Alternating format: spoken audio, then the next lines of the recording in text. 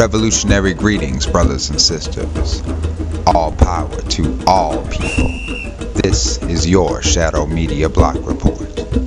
Tonight, we bring you two perspectives on the human right to housing from two seemingly different yet intrinsically connected communities. The location is private property at this point, and no trespassing is allowed. We begin tonight with the struggle to defend the human right to housing of Chaplain Bertha Herrera of Van Nuys, California, and the defeat that revitalized the movement. I had had an accident, work accident in '02, and the workman's compensation that was supposed to cover me didn't. At the end of '06, I had a lot of debt.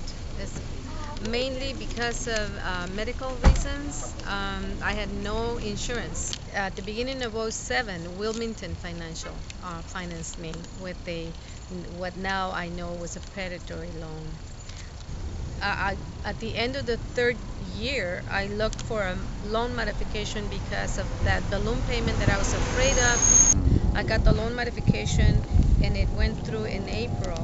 And the young lady they did them all in 24 hours. They said, you have been approved. In order for us to approve you have to fax that last page of a contract.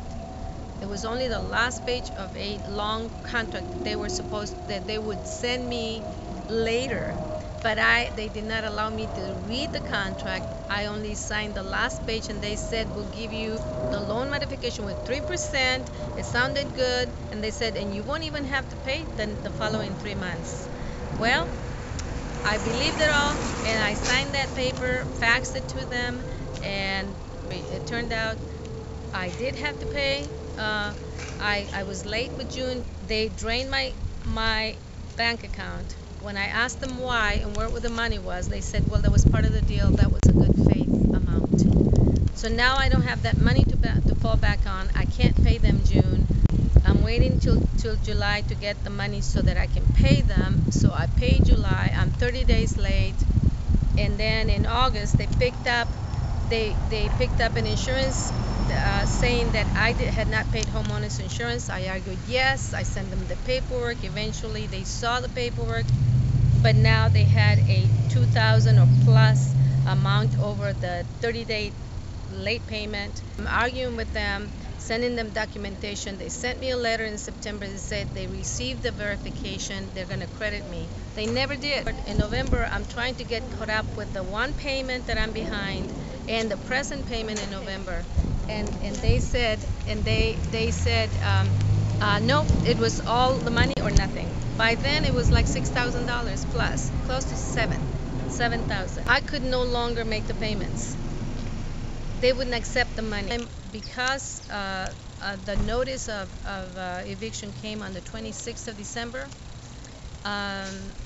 everybody was on vacation. I couldn't address any attorneys. I couldn't go to court. I couldn't access that agency, and the bank knew it. Sister Bertha met with representatives from Occupy the Hood on January 3rd, just days before she was to be evicted. With so little time left and so much documentation to go through, the decision was made to occupy the house and try to form an eviction blockade to buy her the time to file the proper paperwork in court.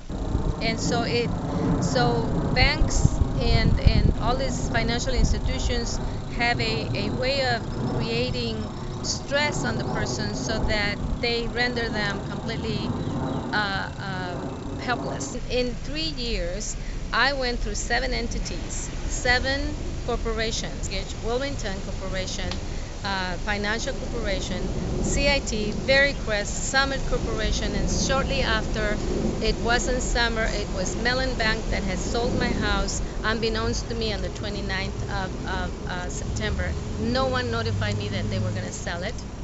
I was evicted on the 5th of January. At 8 in the morning on January 5th, 2012, Los Angeles County Sheriff's deputies burst through the front door of Sister Bertha's house with their guns drawn, there to evict her from her home of 31 years. It's something that, unless you went through it, you would never imagine. You would never imagine what the people are victims of. It is, I guess, the epitome of aggression, And just by the fact that the occupiers were with me, I felt supported. I had physical help, I had emotional help by the young ladies. I had even housing through the relative of one of the young ladies. This is just stage one of the house with Burton. You know, now it becomes a post-eviction action. Even if the best possible outcome, like she gets the house back, even if that happens, this trauma still happened, you know? She still had to go through this time where she had to see her place boarded up. I wish that people thought of foreclosures not just as an economic problem. Like, it's very easy to not have people involved when you're thinking about systems like foreclosures, but every single one has some really, really deep pain associated with it. Right on, Sister Vanessa. And nowhere has that pain been harder felt than in a 1 mile square area of downtown Los Angeles, where the battle for the human right to housing is waged on a daily basis. Welcome to Skid Row. I'm JoJo, Occupy the Hood. Brother JoJo filmed most of the footage you've just seen at Bertha's house and was the first to answer the call to defend her human right to housing, even though his own has yet to be realized. I live on these streets of Skid Row, and it is a human right to house. So, you know, that's why we put this together, take and help foreclose homes. When Brother Quasi gave me a call in to say there was a sister losing her house, I didn't ask no questions to come pick me up. All of our brothers and sisters need to come when they call, because there's a lot of brothers and sisters out in these streets, a lot of brothers and sisters losing their homes. Skid Row borders from 3rd Street in Maine to 7th Street in Maine, and north and south, east and west. It's Main Street to Central Avenue. It's a 50 square block area. On any given night, there's about 5,000 to 9,000 people homeless. LA, as you may know, is the homeless capital of the United States, and it's also second to Sao Paulo, Brazil, second largest homeless population in the world. And you see right here in the midst of great wealth, this area has been gentrified basically the last 10 years. We have lost thousands of units of affordable low-income housing to development for lost condos. This is like a main shopping corridor here downtown in Skid Row. Get really good things at really kind of good prices most of the time. This is one of the automated restrooms placed in Skid Row after long years of fighting, getting people citations for using the bathroom in public when there were no bathrooms. The problem now, when they first put these in, installed them, they were open 24 hours. Now they shut them down at 6 o'clock in the evening. People still don't have any place to do their business. Over to your left, that building right there, that's the Lorraine Hotel. To your left. And to your right is the Los Angeles Central Division Station.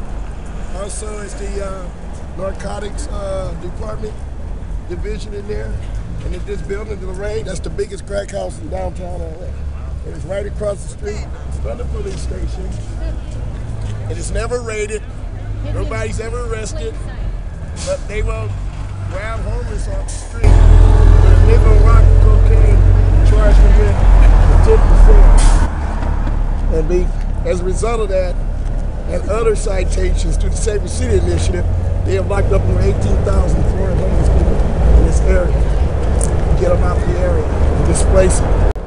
Now, at the same time, this crack house is allowed to operate 24 hours a day, 7 days a week, right across the street from the Narcotic Division, LAPD. Yeah, what you just observed, another routine violation of civil liberties by the LAPD. It's a classic want and warrant search. They can catch you sitting down or loitering or standing in one place. There's 100 different reasons they come up and demand ID and run a want and warrant check. They do it every morning. If you oversleep like 6:01, you're supposed to be up and awake. And apparently now they're saying have your tent packed up and off the sidewalk by 6 a.m., which is ridiculous. I've been down here about 2 years too long, and I just can't believe it. I see something new every single day. And the most amazing thing is that they're okay with real crime. I mean, you go right down here to the street a half block away from where homeboy just got jacked up for little or nothing, and they're smoking and selling crack all day and all night, 24/7, doing the same thing with heroin up by the Midnight Mission. Oh, but we don't want to do anything about real crime. We'd rather fuck with the homeless people and people down there like not doing anything except minding their own business. I'm approaching the corner of 5th and Wall. This is the nickel. A lot of this house here is what's called SRO, Single Room Occupancy Corporation, or Skid Row Housing and Trust. And this is low-income housing. I used to live in that building right there in Florence years ago. These houses there, there's all for affordable housing. To those two main housing corporations. I want you to point over to that right there. This is right here is Weingart Center Care. They are a free clinic that gives medicine to people that doesn't have health care. They do it right beside it, which is Lamp Community, which they give free showers to the communities, and they give care to the mental health. They're big with mental health. They do a lot of housing for the mental health, help the mental health get off the streets into a stable place of their own. Although these institutions provide a valuable service, we need services, there are also many problems with them. Because they're not trying to mobilize like we do at LA Can, mobilize poor and homeless people to confront the social and economic inequities that give rise to poverty and homelessness. So mostly it's more of an industry. So even though we need the services, the contradiction is they are perpetuating it. And what I used to do, I used to lead tours down here. I says, to show you what the mission's about, I would take people to the parking lots. And you'll see the parking lots are full with Lexus, Mercedes-Benz, Jaguars, that sort of thing.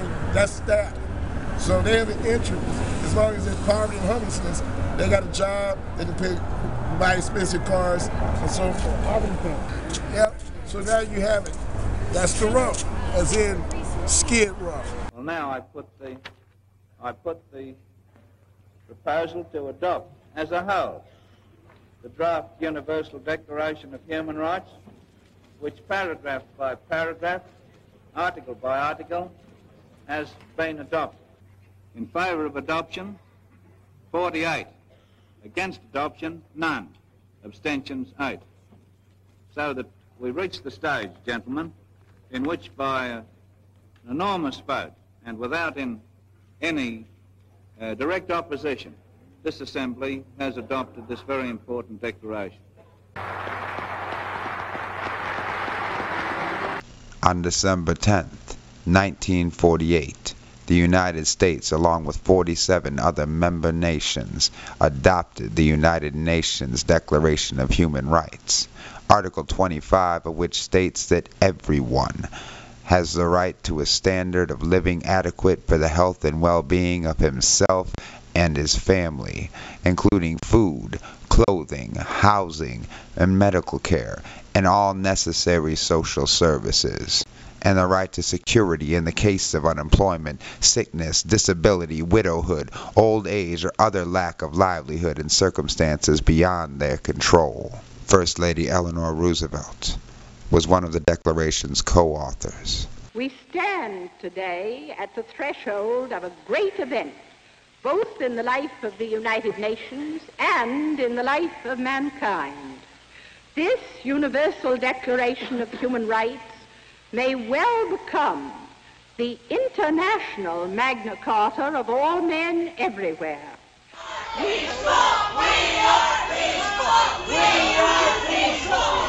February 9th, 2012. California State Attorney General Kamala Harris announces in a closed-door session that she will sign on to President Obama's deal with the banks, which releases them from responsibility for their criminal actions for but a small pittance to the homeowners whose lives they destroy. There's 1.2 million foreclosures in the state of California since 2008. If you divide that by 18 billion, that's $150 per foreclosure. If I stole your home, would you be happy with $150? Someone needs to be here to represent the homeowners. These banks are getting a slap on the hand for security fraud. If I had committed any type of fraud, I would have been in jail a long time ago for a very long time. But we're allowing these banks to sign an agreement saying that they will pay off some of the homeowners. I don't know about most of you, but my home is worth more than $2,000. My home is priceless. My memories and everything else that's entailed inside of that. And to allow these banks to get away with this, it's senseless. It's completely senseless. It makes you become more aware of the system. It also shows the injustice that's happening in the superior courts, because there's quite a bit of lawsuits that are going on against these big companies, against Chase, against Wells Fargo, against this mortgage fraud, and it's all being overlooked, and it's all being dismissed as though homeowners really are not educated enough and don't understand this. There's a stigma that comes with being foreclosed on, that you begin to think that there's something wrong with you and that you are incapable of keeping your home, and that there's a lot of guilt, there's a lot of question marks that you raise in your own head, in your own mind. And I just think that has to be part of how people think about it now. They have to start thinking of foreclosures as a traumatic experience that we need to stop subjecting people to. I really hope, if that conversation changed, this whole thing would change. So let's change the conversation, sisters and brothers. Shadow media maintains that there is no economic crisis in America. What we are experiencing is the latest result of a long-standing and still ongoing human rights crisis in America. This is just the latest salvo in a constant assault on our human right to housing. And by housing, we do not mean a jail cell, or a bed in a shelter, nor a tent on the sidewalk. We mean 4 walls, and the privacy and dignity necessary to build the self-esteem required to function in a society. Right now, there are 3.5 million homes which the banks classify as seriously in arrears on their payment. That means that the homeowners have fallen 4 months or more behind on their payments. The banks are currently involved in a massive assault on these homeowners to seize these properties quickly. Part of why they didn't seize them last year or the year before in some cases, because some of the homeowners are actually on strike against their payments because they know that they're being demanded unjust payments on these homes. Amen. And the banks put a brake on the foreclosures because they were under so much public scrutiny that they feared the public reaction if they rolled over all these houses. They're not afraid anymore, brothers and sisters. Our government has sent us a very clear message. They have no intention of defending our human right to housing. Therefore, it has fallen upon the people to become enforcers of their own human rights. He wants to go back into his home. With his family. With his family. That is a choice that he wants to make. Now, we know that there has been problems with this foreclosure, in particular with the way that he was evicted. We're going to ask those of you that would like to support him to step in and go in with him. Now, however, I must tell you that by doing so, you may risk arrest for trespassing. But then again, you may be challenging the system into the way that they have done this eviction. So it will be your choice. Power to the people. All power to the people. To fight back, brothers and sisters, we must put away all of our misconceptions of one another. Homeowners who were foreclosed upon were not silly people who took bad loans that they would never pay back. Nor are most homeless on Skid Row drug addicts who choose to be homeless. These are simply lies that they have fed us to keep us from moving against them together. And that is how we must move, brothers and sisters. We must send our message back to our state and federal government and to their corporate masters We, the people of Los Angeles, will not allow any more illegal foreclosures in this city. We can only do this if we stand together, brothers and sisters. If you are currently facing eviction or foreclosure, do not panic. Do not move. Organize. Contact us, brothers and sisters. We will struggle with you. The only thing we ask in return is that you pay it forward to all people who are in need. We're all going to be homeless if we don't fight back and take back our land. Because this land does not belong to no one. This land belongs to the people, and that's all there is to it. Together, we can win this, brothers and sisters. Together, the ants can finally conquer the elephant. All power to all people.